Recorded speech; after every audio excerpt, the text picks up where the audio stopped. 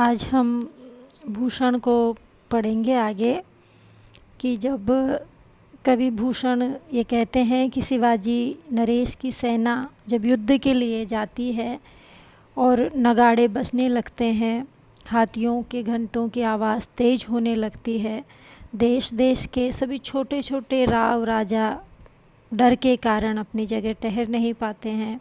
उनके नगाड़े धूस बजने की आवाज़ें आने लगती है और पहाड़ भी हिलने लगते हैं। उस आवाज़ से भयग्रस्त शत्रुओं के गांव और नगर के निवासी भाग जाते हैं। दूसरी ओर सुंदरियों के केश जालों में उलझे हुए भंवरे भी भाग जाते हैं। तो इस तरह यहाँ पर जो वर्णन किया है भूषण ने शिवाजी की सेना के प्रयाण का, जाने का, कि किस तरह वो युद्ध के लिए तैयार होती है और उनकी तैयारियां देखकर आसपास के जो राजा छोटे छोटे हैं, जमींदार हैं, वो डरने लगते हैं। उसी का वर्णन यहाँ पर कवि भूषण ने किया है। बाने फहराने गहराने घटा गजन के, नाही ठहराने रावराने देश देश के, नग फहराने ग्राम नगर पराने सुनी। अब बाने मतलब झंडे से युक्त भालों के ऊपर झंडे टांक दिए गए हैं। गहराने मतलब गहराने लगे हैं, ध्वनि करने लगे हैं। नग मतलब पर्वत और पराने मतलब भाग गए हैं। होदा जो हाथी के ऊपर बैठने के लिए जो जगह बनाई जाती है उसको होदा बोलते हैं। कुंभ हाथी का मस्तक है और अली भंवरा है, केरा केला है।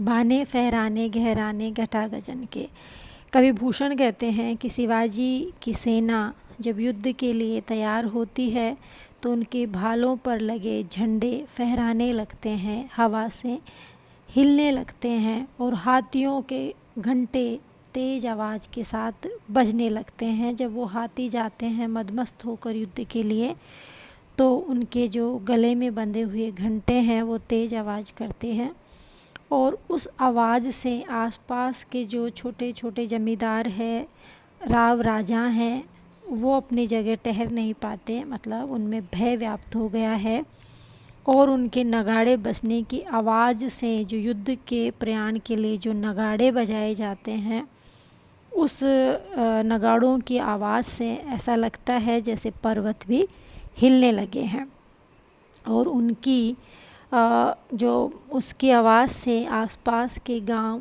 के नगरों के निवासी भाग जाते हैं। उनकी हस्ती सेना के हाथियों के होदों में बैठे वीर हाथियों के मस्तकों को अंकुश से उकसाते रहते हैं। उनके वो अंकुश लगाते रहते हैं बार बार, तो वो हाथी और भी ज़्यादा क्रुद्ध होकर आगे बढ़ने लगते हैं। हाथियों के होदों पर बैठे हुए जो वीर सैनिक है वो वीर सैनिक उन हाथियों को और भी ज़्यादा उग्र करते हैं, उकसाते हैं। और ये सारा वर्णन शिवाजी की सेना जो जारी है युद्ध के लिए उसका है।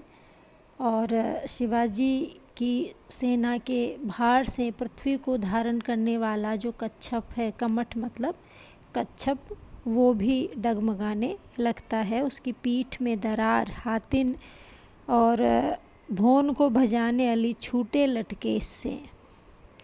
और जो सुंदरियां हैं जिनके केसों में भंवरे आकर बैठ गए हैं वो भी अब उड़कर दूर जाने लगे हैं। साथ ही साथ शेषनाग के फण केले के पत्ते के समान, नीचे वाली लाइन देखिए, केराके से पात बिहराने फन शेष के। केराके से पात केले के पत्ते के समान, जिस तरह केले का पत्ता फट जाता है उसी तरह शेषनाग का फण फट गया है। क्योंकि ये माना जाता है, ये किंवदंती है, कहा जाता है हमारे इतिहास में कि हमारी जो पृथ्वी है वो शेषनाग के फन पर और कच्छप की पीठ पर टिकी हुई है। तो उनको पृथ्वी को धारण करने में काफ़ी कठिनाई हो रही है क्योंकि वो पृथ्वी हिल रही है। इस तरह से कवि ने यहाँ पर अतिशोक्तिपूर्ण वर्णन किया है। विशेष में हम ये लिखेंगे कि अतिशोक्तिपूर्ण वर्णन है कवि का, क्योंकि नगाड़ों की आवाज़ से पर्वतों का दरकना और हाथियों के चलने से पृथ्वी का हिलना, ये कैसी उपमाएं हैं जो कि हमें अतिशोक्ति ही है। इस तरह यहाँ पे अनुप्रास और यमक का उपमा अलंकार का भी प्रयोग हुआ है। और कवि वीर रस के हैं, इसलिए ओज उनका प्रमुख गुण है और इसीलिए उनकी कविताओं में उत्साह का संचार हमें देखने को मिलता है। आज एक पद हम आगे और पढ़ लेते हैं।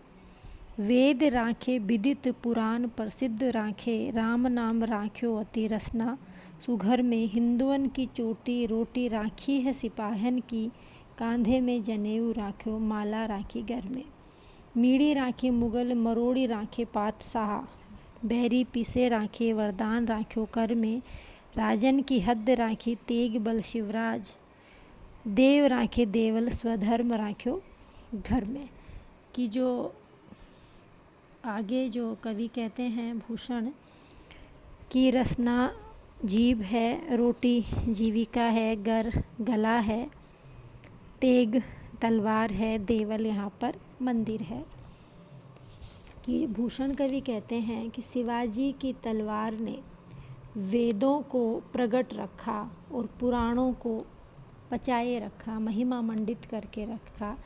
कहने का तात्पर्य यहाँ पर ये है कि शिवाजी एक ऐसे हिंदू राजा थे जिन्होंने हिंदुत्व की रक्षा के लिए वेद जो है हिंदू धर्म के सबसे पुराने ग्रंथ माने जाते हैं, और वेदों की रक्षा के लिए उन्होंने काम किया, या हिंदुत्व की रक्षा के लिए उन्होंने काम किया। अपने शौर्य धर्म विरोधियों का उन्होंने विनाश किया और हिंदू जनता में उसका प्रचार प्रसार किया।